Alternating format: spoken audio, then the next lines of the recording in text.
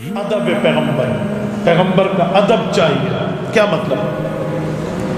آداب کا معنی یاد رکھیں، اللہ کا معاملہ اور بندے کا معاملہ اور ہے، لیکن رسول اللہ کا معاملہ اور امتی کا معاملہ اور ہے۔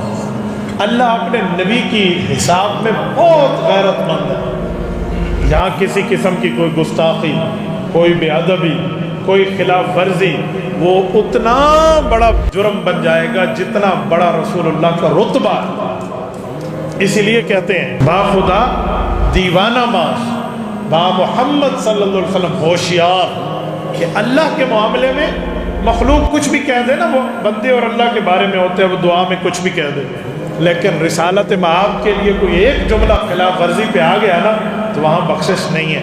میں مثال دیتا ہوں، اسرائیلی روایت ہے، موسیٰ علیہ السلام جا رہے تھے، ایک بندہ بیٹھا تھا جو دیوانہ تھا، شکل سے نہیں لگتا تھا دیوانہ ہے، شکل سے لگتا بندہ بڑا ٹھیک ہے، اور وہ اللہ سے دعا کر رہا ہے۔ سنیں دعا میں کیا کہہ رہا ہے؟ اللہ تو نے پورے کائنات کو سنبھالا، تو نے اتنی بڑی ذمہ داری اٹھائی، میں ایک گھر کی ذمہ داری اٹھاؤں تھک جاتا ہوں، رات کو بیوی کو کہتا ہوں میری ٹانگیں دبا، تو اللہ تو تھک نہیں گیا ہوگا، تیری ٹانگوں میں درد ہو گیا ہوگا، لہٰذا تو میرے پاس ہوتا نا میں تیری ٹانگیں دباتا اسے چابی کرتا، اور اللہ پتہ نہیں تمہیں نہانے کا ٹائم ملا ہوگا نہیں ملا ہوگا، تو میرے پاس ہوتا میں تیرے سر میں تیل لگا کے کنگھی کرتا کہ جوئیں نہ پڑ گئی ہوں۔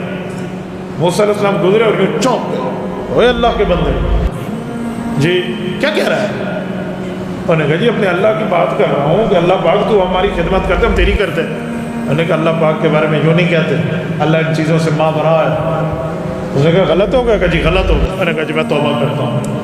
حضرت موسیٰ علیہ السلام کوہ طور پہ پہنچے، رب کریم نے فرمایا موسیٰ مسئلہ آپ نے ٹھیک بتایا، لیکن اس بندے کی عقل اتنی تھی اس کے مطابق مجھ سے میرا بندہ باتیں کر رہا تھا۔ یہ ہے با خدا دیوانہ باش، کوئی اس پر ایکشن نہیں ہے۔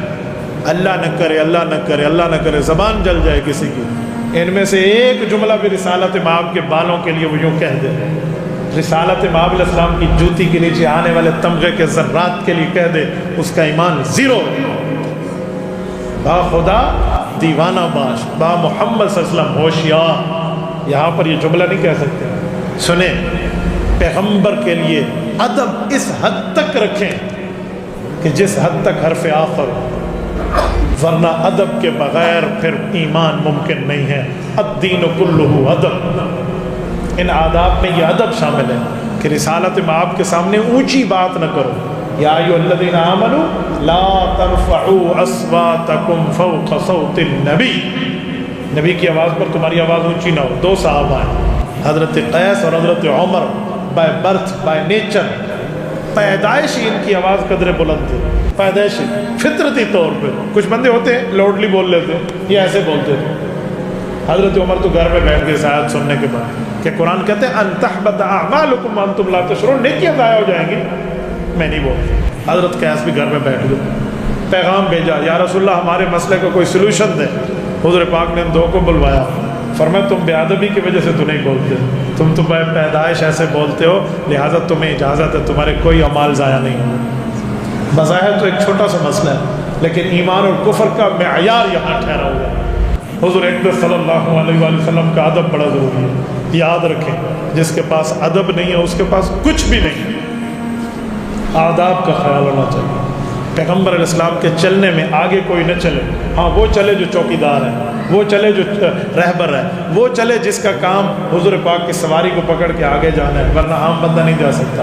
قرآن نے کہا یا ایھا الذین آمنوا لا تقدموا بین یدی اللہ ورسولہ، آگے نہیں بڑھنا، آپ نے آداب میں رہنا ہے۔